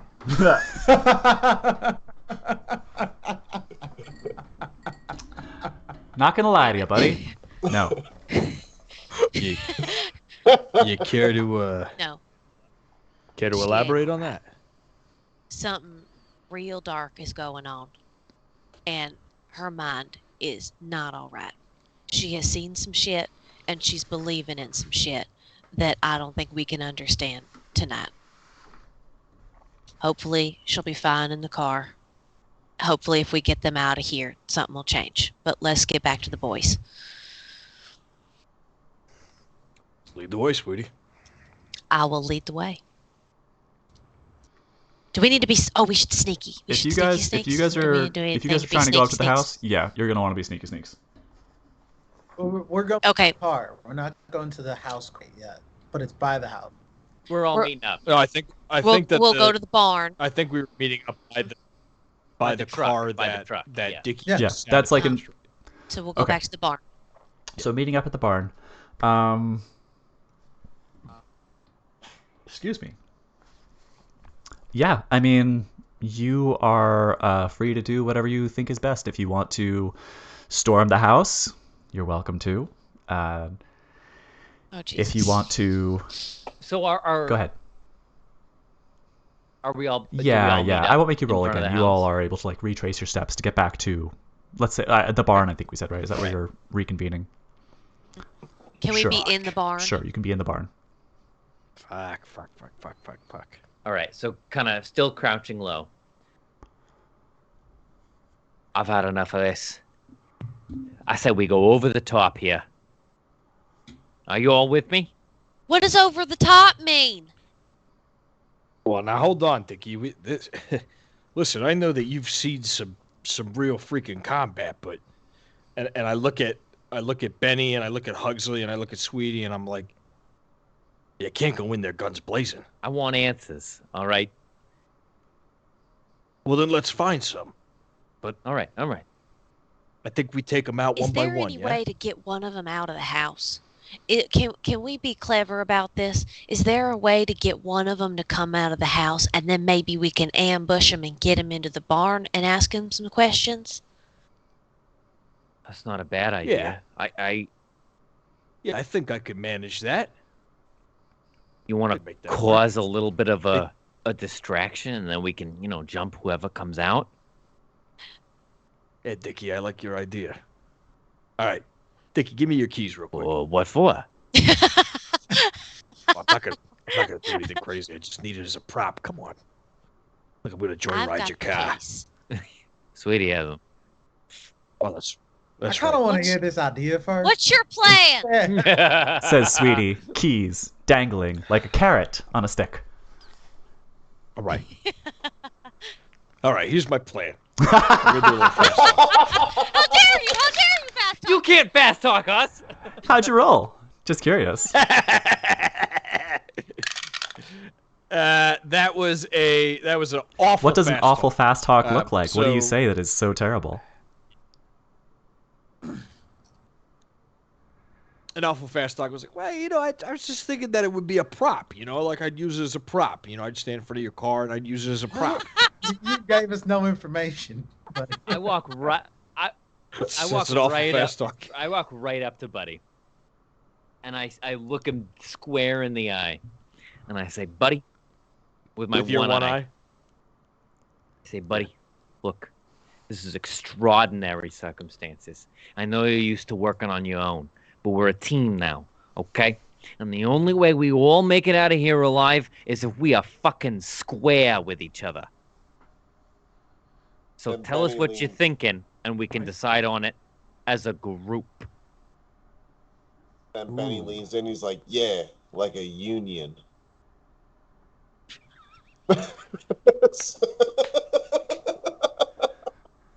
Oh, man.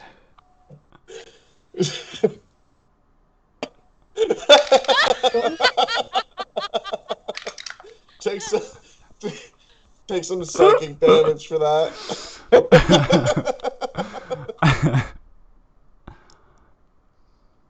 Buddy's gonna go. All right, Dicky, you're a straight shooter. I see that. All right, listen. You give me the keys. I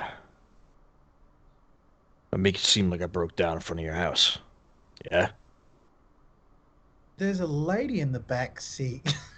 No, right, my date. That's good. That's good. The car can be down the road. You could walk half a mile from where the car broke down. That's fine. That's not a bad idea. If we can get one of them to the front door, that's not a bad idea. Okay, Benny. So I stand out there.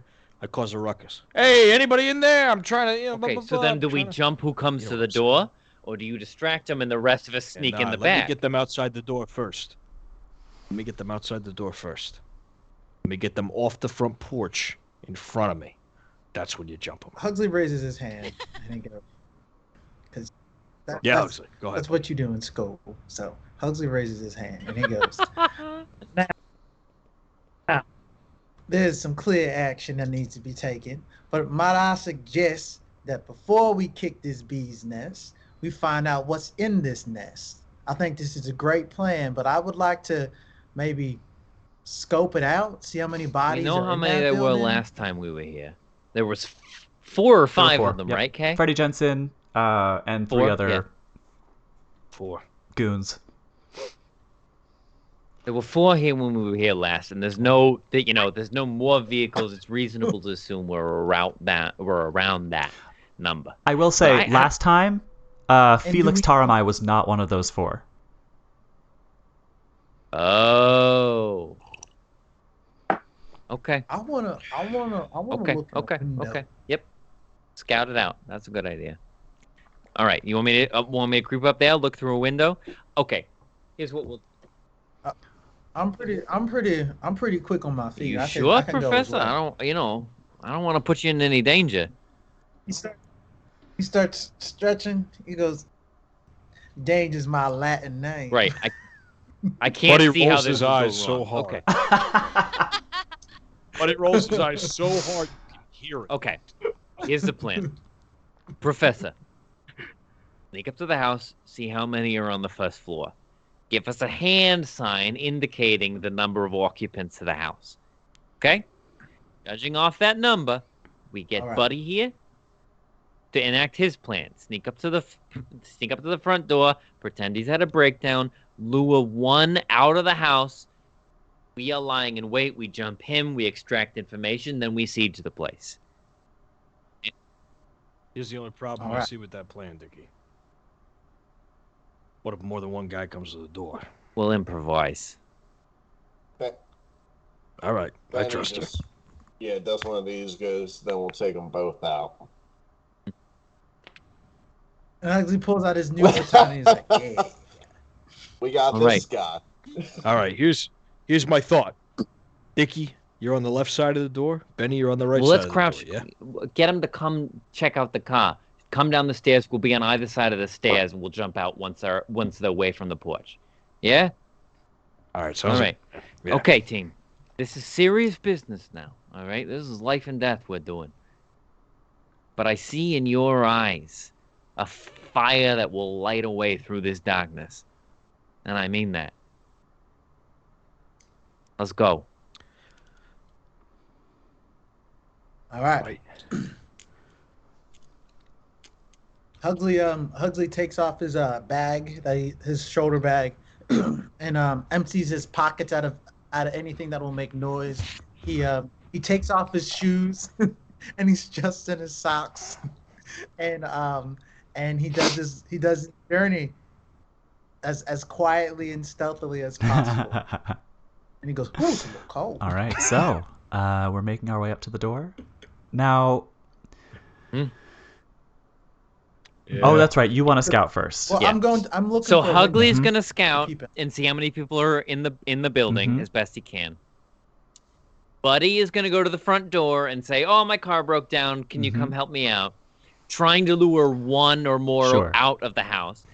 Benny, myself, and Sweetie are crouched by the stairs to the porch to ambush whoever comes out. Sounds good. So I guess we start with Hugsley's sneaky reconnaissance. Yeah. Why don't you start with do a stealth roll, but you can do it with a bonus die because you're creeping through the dark and you've taken your shoes off.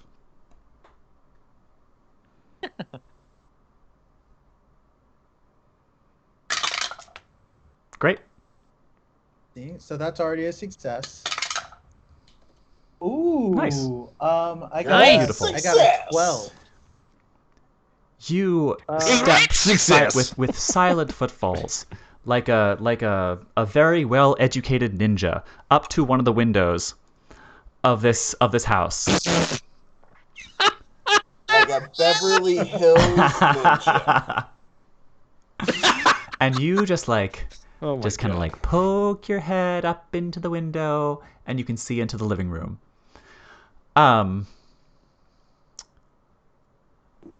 First you see here's the thing. So you the other guys who saw the inside of this house recognized the men inside. You don't recognize them, not by name, but you see one man sitting on the floor with his eyes wide open, glazed over, sort of just staring off at nothing in particular. You see two men. You're looking into like a living room. Two men are just sitting on chairs or couches, likewise looking comfortable, but eyes open, just staring off at something. And then you see one more who is standing like 10 paces from a door off to sort of like to your right. And he takes a dagger or like a knife and he throws it into the door. And it just, it goes, that sounds and sticks into the door. He goes and retrieves it, takes 10 paces back, and then just turns and throws it again, and exactly the same as the last time, sticks into the door. And as he's doing so, as you see, like as he's walking back, he doesn't notice you, but you see he likewise just has like a sort of glazed over look over his eyes.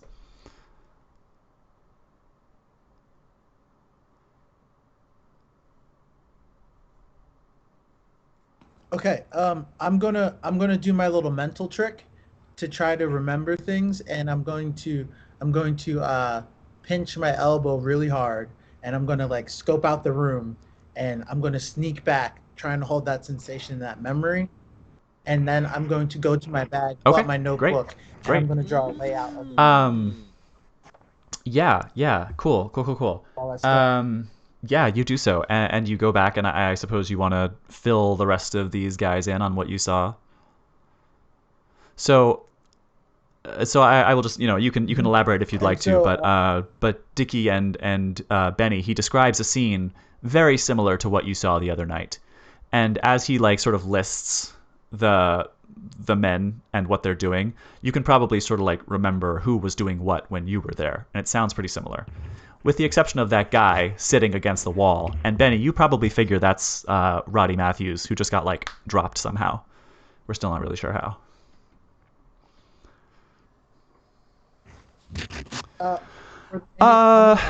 Let's say 2. Yeah. 2 doors. 2? A door to, a door, like, if you were in front of that window, like looking straight across the room, it's like, the room is like a large rectangle, and straight across from the window there would be a door in, and then there was the door that was getting, repeatedly skewered off to the right.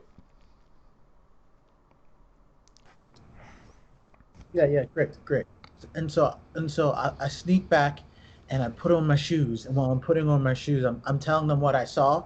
And then I'm going to draw the map, and I'm gonna say it looks like there's 4 gentlemen in there.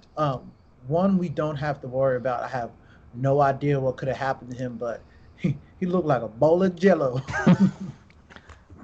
What do you mean? And you mean he's out cold there? More than out cold. There's no tension in his body whatsoever. I don't know when the last time that switch was even turned on. There's 2 gentlemen that were sitting. They were looking at something. I couldn't quite tell what. But they looked semi-lucid, still a little strange. And then there was this other fella who had a dagger and was throwing it into the door successfully. Like, I've never tried that, but I'm pretty sure if I did, it would not stick in the door. It ain't easy, let me tell you. Okay, all right. Great work, Professor. Okay. Buddy, you're on. All right, let's do this. And then Hugsley offers this up. He goes, from the window I was at, you could see the exit and the entrance to the living room, and you could see the door. I'll propose. Buddy, you do your thing.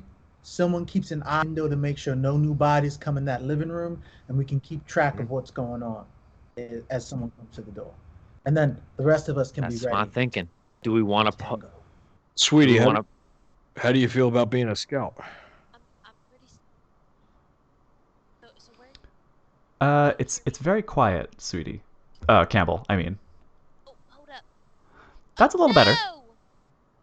Oh, hold on.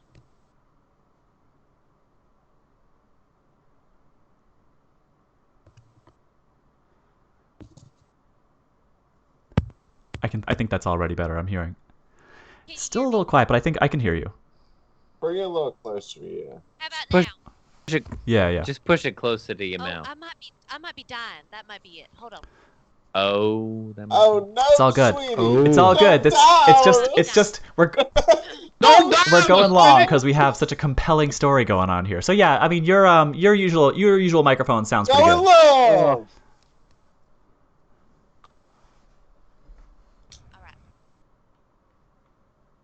So I just put it in your mouth. I just right Yeah, really yeah. speak up. and swallow that microphone. There you go. There you go. There you go. All right. Okay. So where y'all need me? Okay. By the window, and just to make sure that we don't get any surprises coming out the back end. Okay. Wait, the window you were just looking in, or do I need to go? Okay. All right.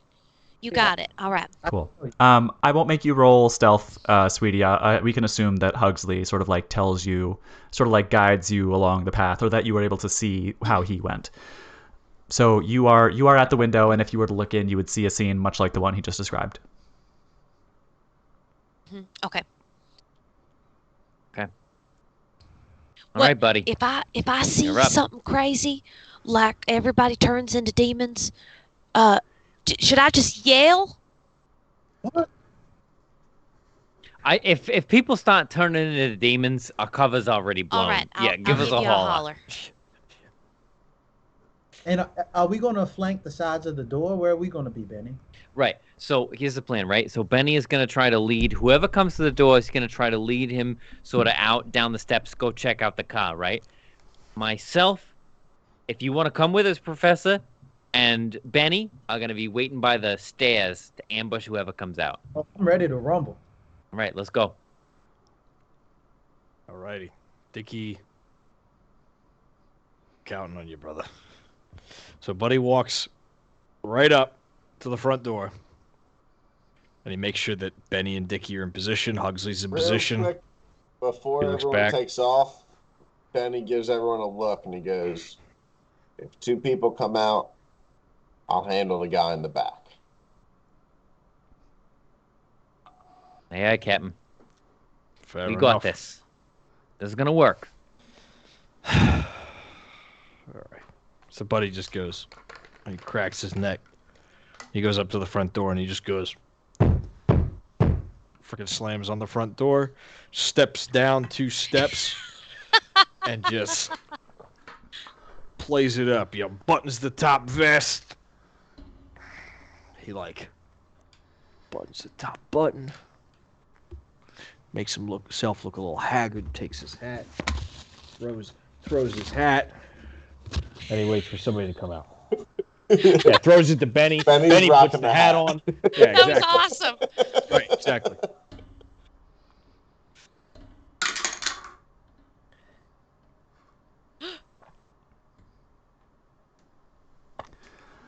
Sweetie, you're looking. What? What? I didn't say anything.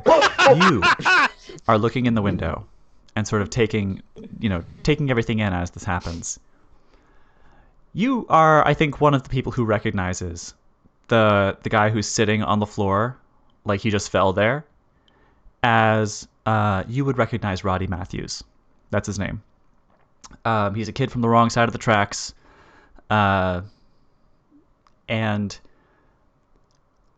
the other 3 men in the room, their heads, just like wherever they stand or sit, just slowly turn to him. His head slowly turns to one of the men sitting on the couch, who you recognize as Freddie Jensen. And then... Wait, this is the Jello? The Jello kid, yeah. Slowly turns his head to one of the guys on the couch. And they share a look, and he picks himself up off the floor and goes around to answer the door. That's what you see. Do you say anything as you see that? Okay. Okay. No, it's still just one guy. It's still all right, just so one yeah, guy. you flash them the one.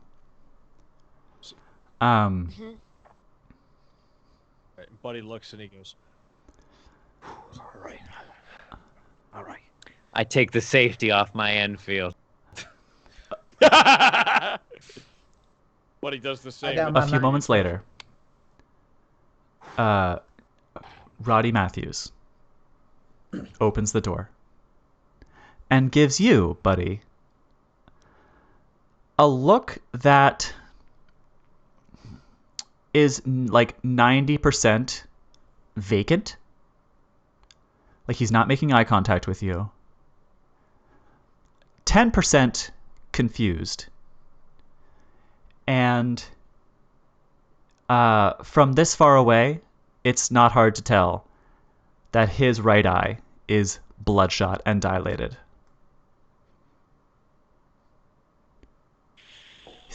So he opens the door and sees you, and there's that 10% of confusion in his look, and he looks at you and says, Are you blessed?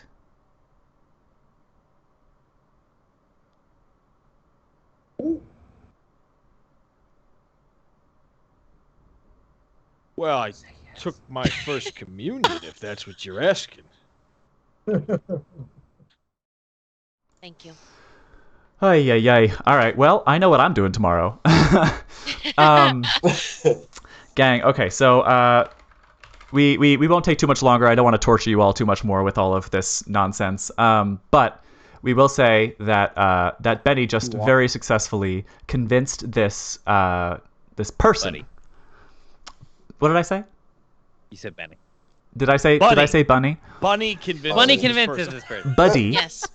Convinced this person to come out. Roddy Matthews, the kid who was previously slumped against the floor.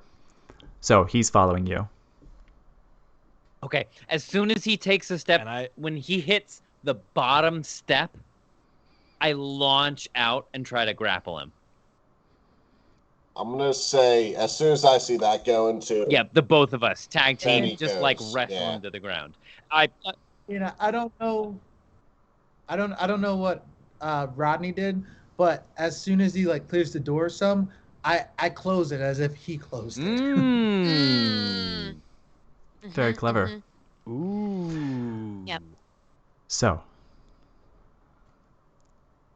Roddy walks out, following Buddy. You make your way down the steps, and in a flash, as soon as you're out of eyesight, earshot, Dicky and Benny pounce. I'd like to try to cover his mouth. Sure. Okay, so you pounce on him, and you just immediately like try to launch yourselves at him. Real quick, both of you give me roll against your fight brawl skill. Come on. Oh, Come on. Yes, you too. I'm gonna be good at that. Yes. Hey, Kay, while they're doing that, I'm going to slip my hand into my vest pocket. Okay. And don my brass knuckles. All right, I got it. Just in case. That's actually it's not a critical success. It's the more than half. I got a 29 under 65. Hard. Nice. Okay, hard success. Benny, how about you? Being the fighter I am, after rolling a 94 over 90, I'm gonna push this. Combat rolls, while we're not strictly speaking in combat, typically, combat rolls are the only ones that you can't push, because pushing a roll sort of denotes that you have some time to like reconsider your actions and figure something else out. Okay. But Dicky did do. Can I use luck? What is? I just feel like me personally, I feel like I can't fail at this. This is the one thing I'm good at. Okay, yeah. Luck. Can you use luck? You know what? I think that might be. I think in combat, strictly speaking, you can't. I might be wrong about that, but since we're not strictly speaking in combat yet, I wouldn't let you push a roll, but I will let you use luck. That'll sort of be my like middle ground there. Okay. So what I'm gonna say is like I was going to pounce on this guy, and like I luckily tripped, which like you know how when you trip you fall, you take like that quick step forward. So I tripped at just the perfect time to help me like just dive onto him. It just like was, you know. So I dive, get my hand over his mouth, and take him down and I just use 4 points of luck to get myself right to where I need to be. Excellent. Okay. So, this guy comes out, and you two go to pounce on him. Dicky, with trained precision, just gets like an arm behind his arms or something, gets him into some kind of position or some kind of like grapple, right, where he can't move. Knowing that you, Benny, were sort of on point for like keeping him silent. This trip and this near failure causes you perhaps to like just slightly have to adjust to get your hand over his mouth. And in the brief second before your hand closes shut over his mouth, He just barely manages to get out a... Fuck, Benny. Okay, Benny, hold on to him. And I wheel around. I wheel around and I level my Enfield at the front door. What do I see? What do I see? Do they hear? Let's see.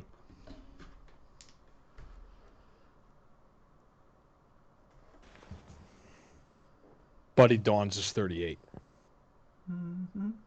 Hugsley scurries to the side of the building next to Sweetie and has his dagger ready. Or his I got bayonet. Bayonet oh, ready. my gun.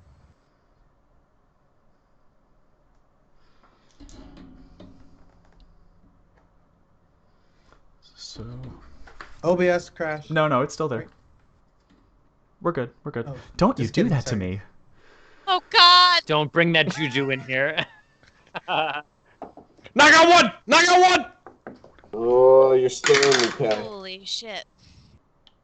Uh-huh. Sweetie, get your Sweetie, gun. are you still looking at the door? I'm looking in the window. Right. I'm watching the guys inside. Yeah. I'm gonna see if they hear. And I'm holding my gun. Freddie Jensen, who was sitting on the couch, turns his head, stands up, snaps his fingers, and starts storming toward the door. I smash the glass with the butt of the gun. And we'll pick it up there next week. Oh! Yeah! Yo, Holy fuckamundo!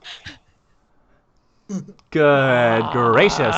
Sweetie, breaking the glass. We in it now.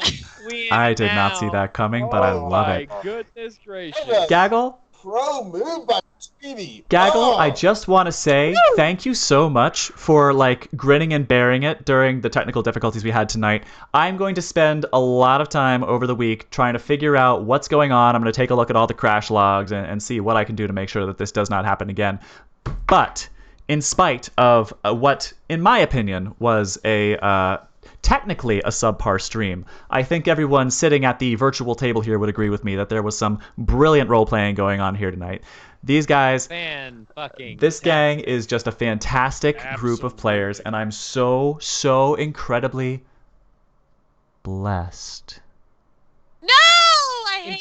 to have them playing with me. In spite of tonight, OBS standing for bullshit. Oh yeah. Thanks for hanging out with us, Gaggle. I even through all the quandaries, I mean, we just love hanging out with y'all, and you are such a blessed crew, and we love having you. And thanks for being with us when one of us inevitably dies next. Quick shout out, thank you Tyler to C4 Labs for sponsoring the screen and giving you guys so many fantastic rolls tonight, and giving me some pretty good rolls too, much to your chagrin.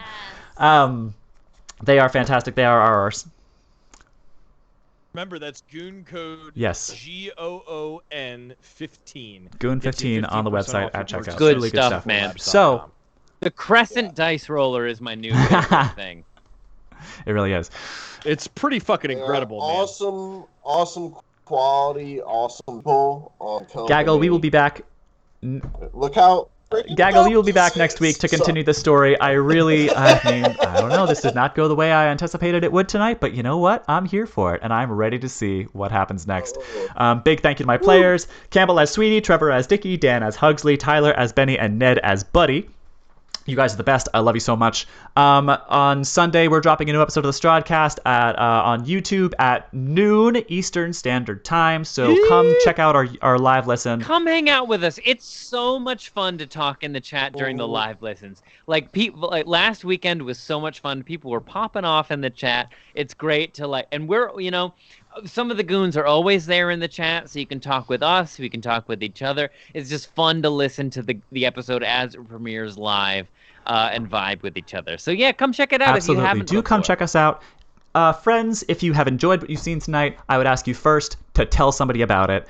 Invite someone to come watch the stream next week. If they can't make the stream, invite them to come watch the video on YouTube. I'm going to put this video, I'm not going to do the 5-day delay just because it's going to be 7 separate videos on Twitch, and that's a pain in the butt. I'm just going to get this uploaded as quick as I can. If you are a subscriber to our Patreon, you will be able to listen to the audio. I'll put that all into one neatly packaged audio file on our RSS feed that you can listen to at your convenience. So if you like what you see, first, tell a friend. Second, rate and review us on Apple Podcasts and Spotify for the STRAHDCAST. Third, like and subscribe our YouTube videos. Come ding that bell, as the cool kids say. So come hang out with us on Sunday. If you are a Patreon subscriber, come hang out with us in the Discord anytime. Tori Birdie, thank you. Don't forget your luck rolls. Everybody make a luck check. All of you, all my players, make a improvement check against your luck. Thank you, Tori. Right, I always forget. I'm lucky. Roll a D100. If it is higher than your current luck score, add a D10 to your luck score. Thank you. Oh, psych. No. All right. No. Just sort it out on your own time. But yes, thank you all so much. Thank you all. I never get it. I got it. What I will say is I'm about to hop on our Discord chat just to thank y'all, because you started a hype train while we were having technical difficulties, which is freaking awesome. You guys are truly the best. Together. So I'm grabbing a beer and hanging out. If anyone else is interested, I'll be there. Absolutely. Thank you. And I might make a special appearance in our voice chat a little bit later tonight. So if anybody wants to come out and hang out, we can swap stories with a little bit of, Good night, all. Chatty. Take your night with Love you, advantage. gang. Thank you, Kay. My pleasure, always. A great Thank session. you, Kay. Have a great night, Thank you, everybody. Goons. Thank you, Gaggle.